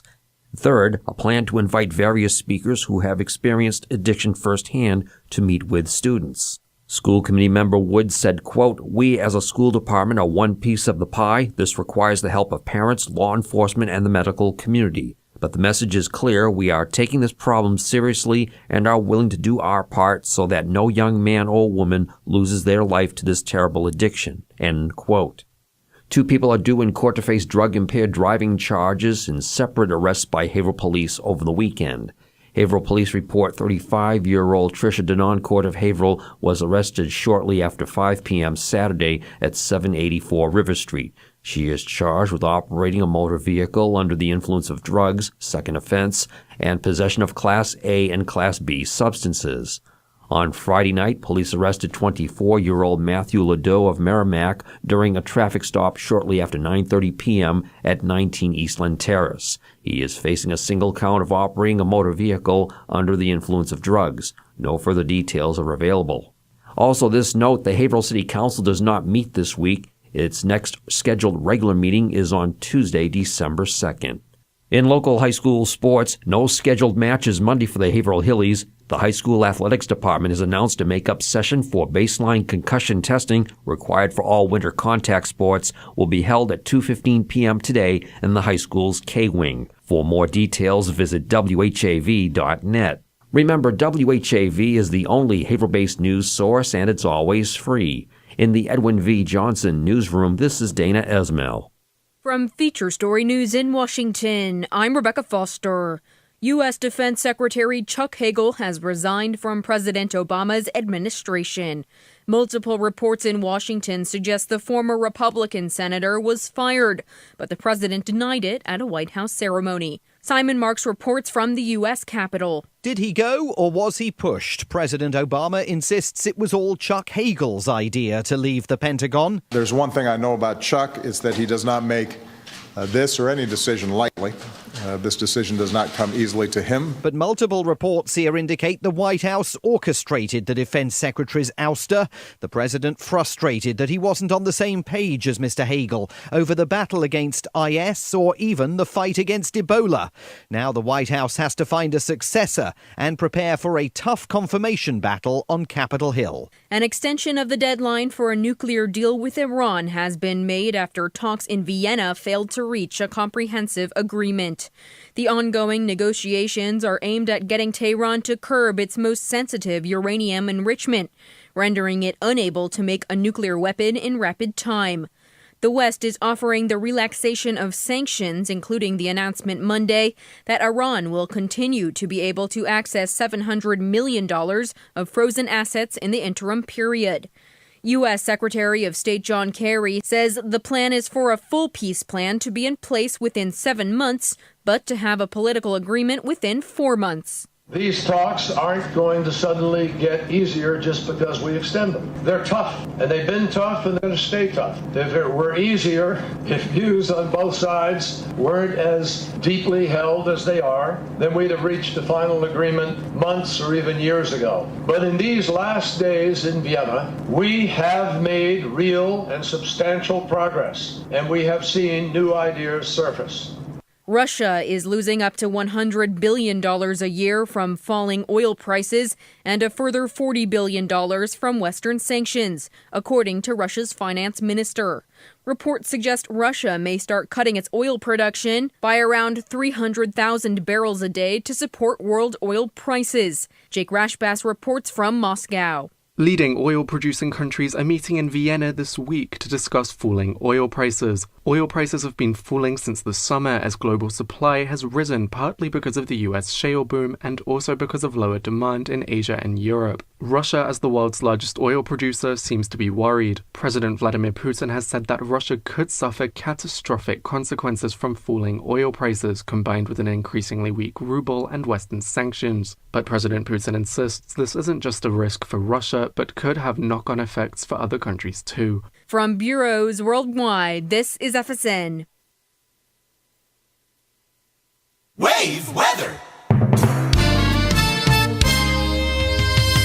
I'm WHAV meteorologist Gary Best with WAVE weather. Occasional cloudiness and breezy mild through the night. A low temperature is probably no lower than about 50. And then well up in the 50s for a while on Tuesday. Sun and clouds and breezy. Increasing clouds at night back in the upper 30s. And rain developing Wednesday. Going to snow, though, during the afternoon. Temperatures falling back down through the 30s. Looks like several inches of wet snow Wednesday night, ending early Thanksgiving Day. I'm Gary Best. Your next WAVE weather in 30 minutes. Phil Christie here. Did you know you can hear comedy and drama every night? Listen to these remastered classics at 10 p.m. and 1 a.m. Only local radio can bring you this combination of music, news, and features, but only WHAV does.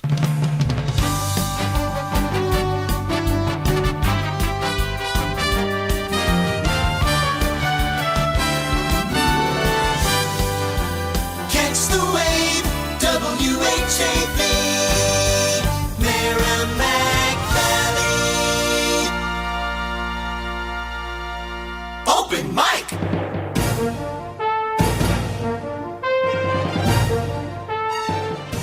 From the Edwin B. Johnson Newsroom, WHAV presents the Open Mic Show with Tim Coco. Make your voice heard.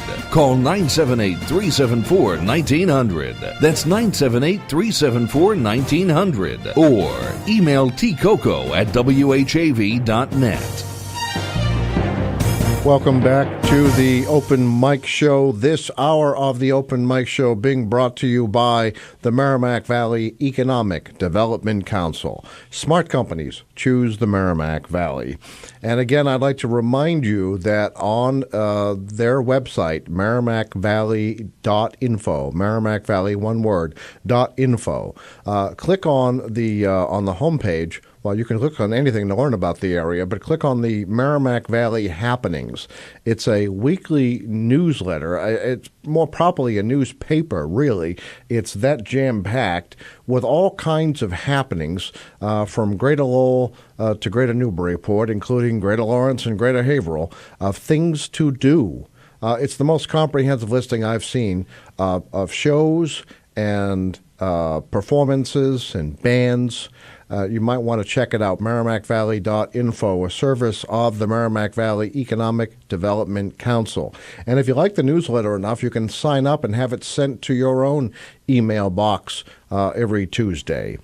Okay, let's see. We're a couple minutes away, so you have 5 minutes. 5 minutes to call in a December birthday or anniversary wish. Then we're going to draw the names for December. And then beginning next week, we start with January birthdays and anniversaries. Hey, one more trivia question here again from our friends at Kimball Tavern Antiques, corner of Salem and South Main Streets in Bradford. This one here, I'm sure some of you have the answer. You're just a little shy.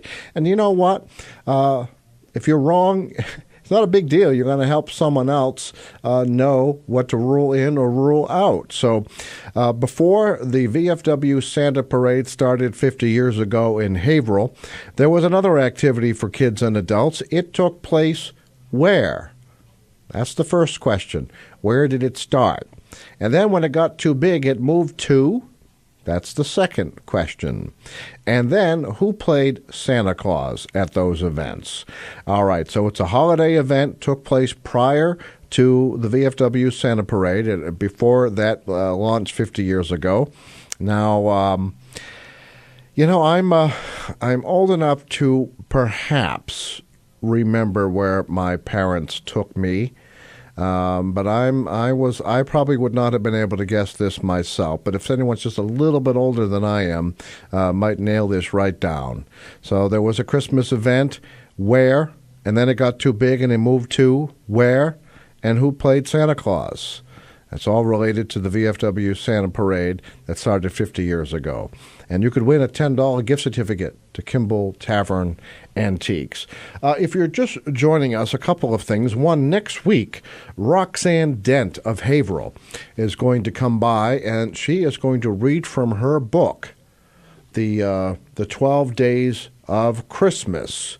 And Roxanne lives in downtown Haverhill. wonderful book here, like 300 pages. And Roxanne Dent first started writing poetry and won a nationwide poetry competition in high school for her poem, The Devil's Disciple. Since then, Ms. Dent has sold 8 novels, including The Regency, The American Heiress, as well as numerous shorts to horror anthologies. She has co-written with her sister Karen plays which were put on at the Firehouse Theater in Newburyport. So she'll be here next week to read from her new book, The 12 Days of Christmas, as we head into the holiday season.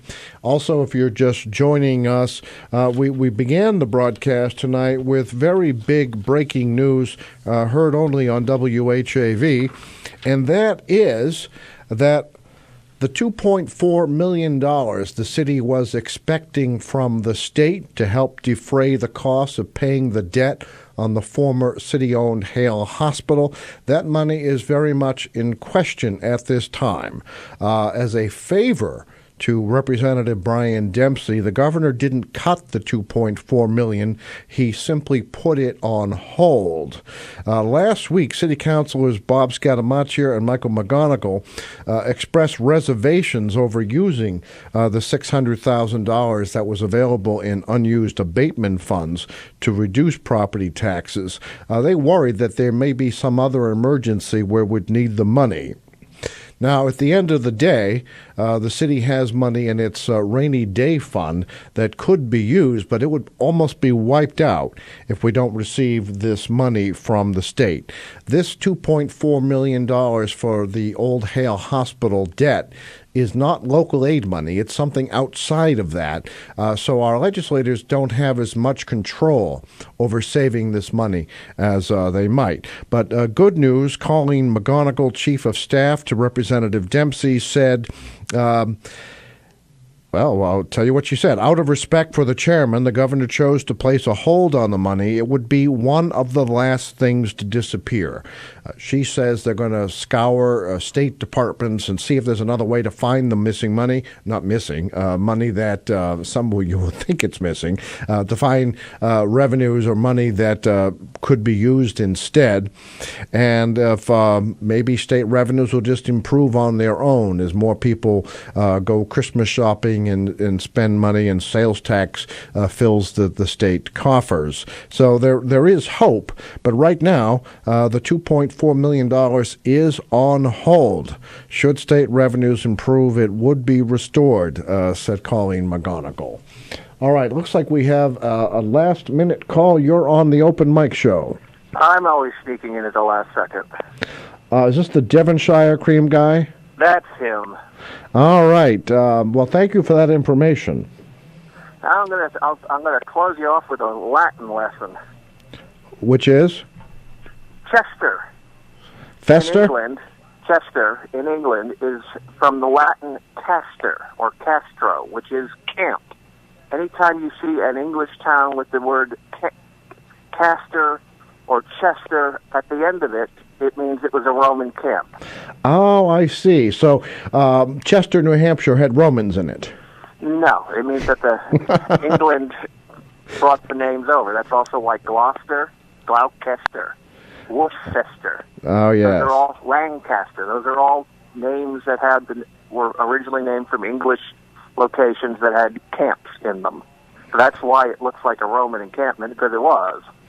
All right. You also said, I haven't had a chance to read this on the air yet, you were talking about the area that was formerly Haverhill, and you wrote the original Pentucket Grant that later became the city of Haverhill, ran from the river to Hampstead and included Hampstead, Atkinson, Salem, Plastow, Haverhill, and Methuen, until the Mason-Grant dispute, I'll have to ask you what that is, settled the boundary with New Hampshire. Is that the king setting the border at 2 or 3 miles north of the river?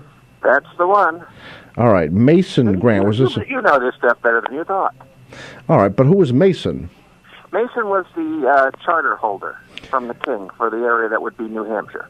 Oh, okay. So he's saying, "Oh, wait a minute now. I'm being gypped out of some money here or something." Well, they had no concept of how big of parcels of land they were giving people. I mean, if you extended the original Virginia colony, there was no western boundary because they assumed there was something out there to stop it. I mean, it literally went all the way up on an angle into Canada. I see. So a chunk of upstate New York is technically originally part of Virginia. Oh, that's interesting. All right. They had no grasp of the concept of how big this country was. No, and that kind of tells us what was happening, why John Greenleaf Whittier's ancestors, Thomas Whittier, went way out to what is now near the Merrimack border because, and I guess what we now think of as one or two neighborhoods abutting Northern Essex Community College was once all Whittier's land. Yeah. Well, the family's of course, land. Amesbury was Merrimack and Amesbury were all part of the Newbury colony. That's right. And, of course, we can go even further and talk about how poor Bradford's been kicked out of so many towns it doesn't even know what to do with it. Well, it seems a little harsh. I mean, just because Rowley didn't know what to do with their sheep herders, so they stuck them down by the river. All right. It looks like, did you have a birthday or anniversary wish? No, I do not. I don't know anybody who has a December holiday. All right, so I'll tell you what. I'm mixing these. I'm going to announce the winner while you're on the air. So I'm breathless with anticipation. So you're an audio witness. Okay, here is the one I pulled. That sounds suspicious. Guess who it is? I won? It is Elizabeth. Elizabeth. This is for Nice job, Johnny, Elizabeth. right? Oh, no, I don't get this. All right, Nate's going to tell us. Who is... Well, her mom called it in. Oh, okay, this is for Elizabeth. It's from Elizabeth's mom. And when did she call this one in? A few weeks ago? Last week. All right, You Liz. don't listen to the show any more than we do. I just don't have a good memory. All right, so Liz, who called in a birthday this week for Johnny, herself is who won the cake because her mother called in her birthday last week. All right, vicious Liz. cycle. A vicious cycle. Yeah, all right. So, well, that's how it works here. Haverhill is this very close-knit community. I've heard you call it worse. Yes, well, close-knit is another word that's cleaner and nicer than the ones I sometimes use. Well, that would almost have to be a given. All right. All right, Nate is telling me it's time for a community spotlight. What else is on your mind, David? Absolutely nothing, but except that I used to live on Oakland Street in Methuen, so I know the little store he's talking about, and they do a very nice meat pie. What's that, Thwaites, he said? Yes.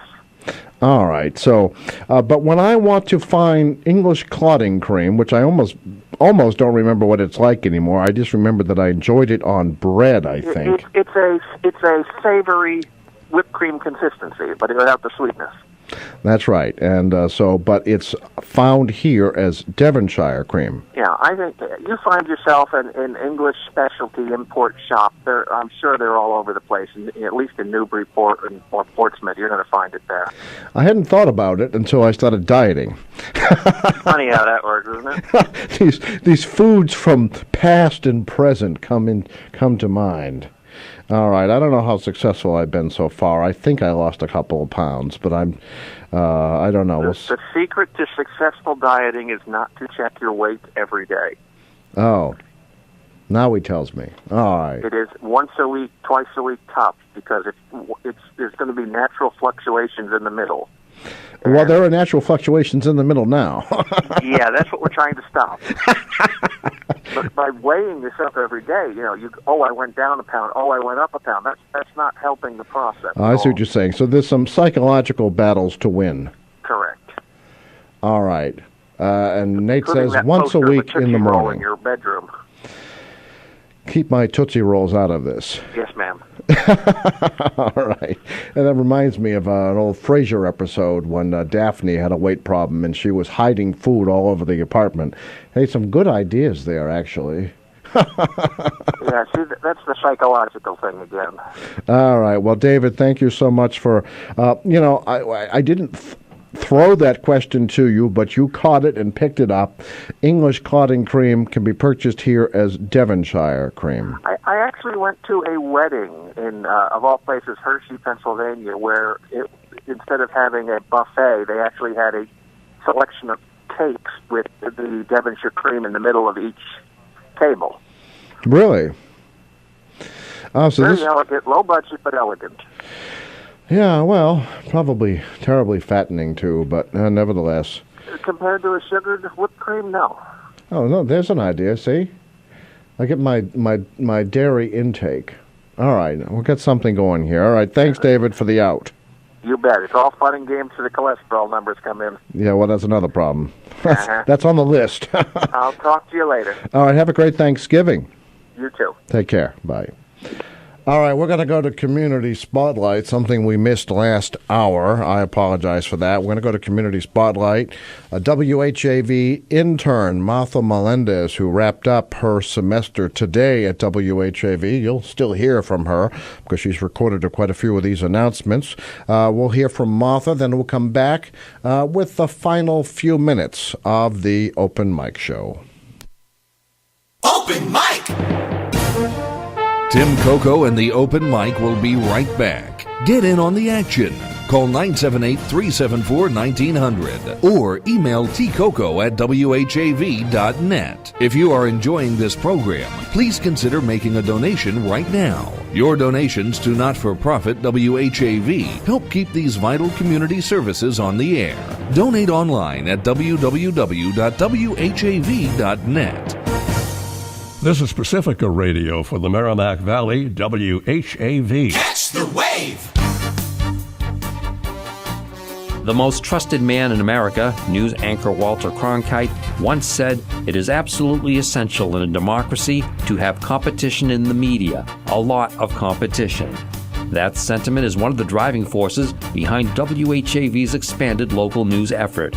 This is News Director Dana Esmail inviting you to listen to my hourly weekday newscasts right here on WHAV. You'll also find the area's most comprehensive local news reporting at WHAV.net on your computer or smartphone. Remember, WHAV is the only Haverhill-based news source, and it's always free. And that's the way it is. Community Spotlight!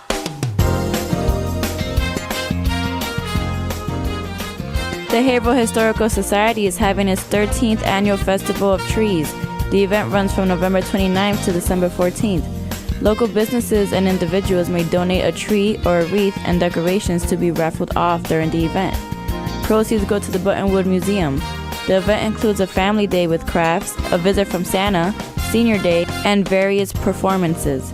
For more information on this event, call 978-374-4626.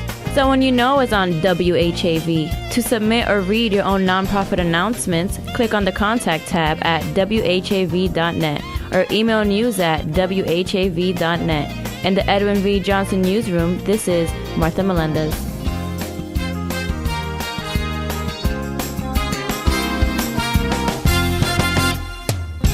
WHAV Open Mic!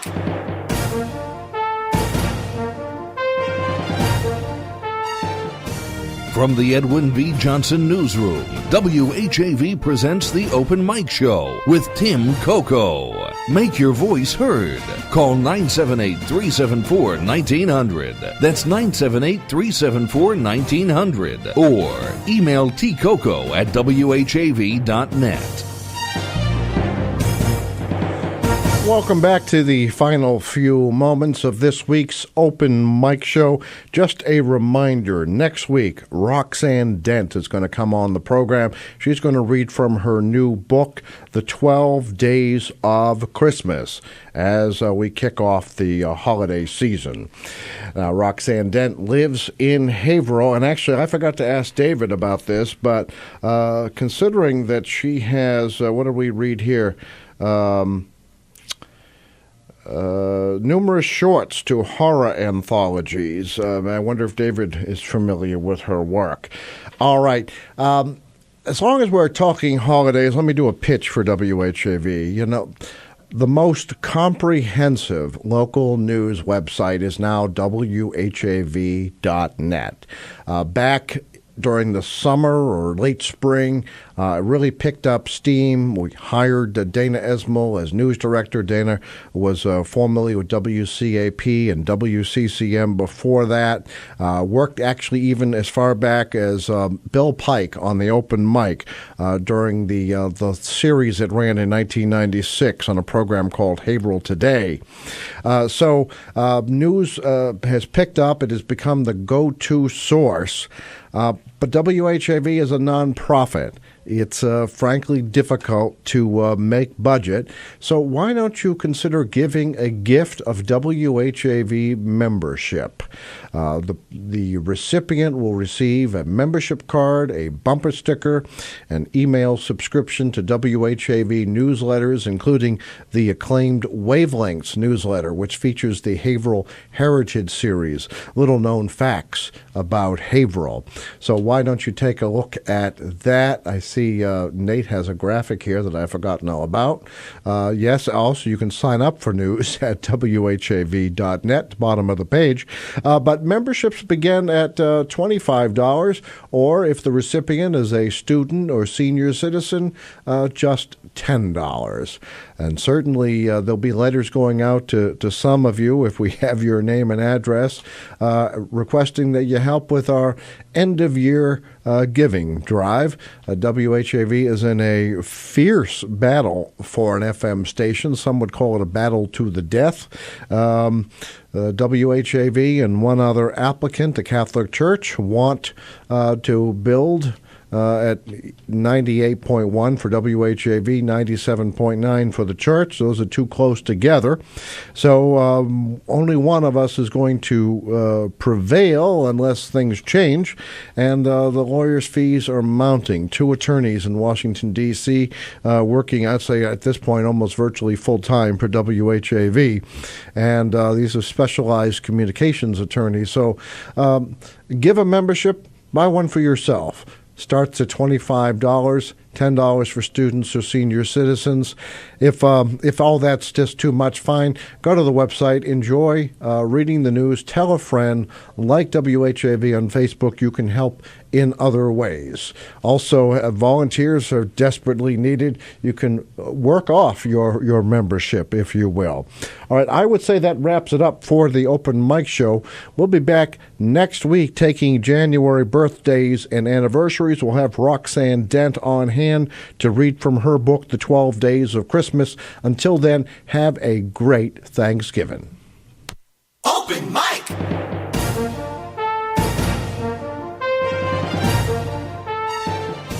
Join Tim Coco live on the Open Mic again next Monday night at 6:30. The opinions expressed on the Open Mic Show are not necessarily those of WHAV, its underwriters, or affiliated stations. The Open Mic Show came to you from the Edwin V. Johnson Newsroom.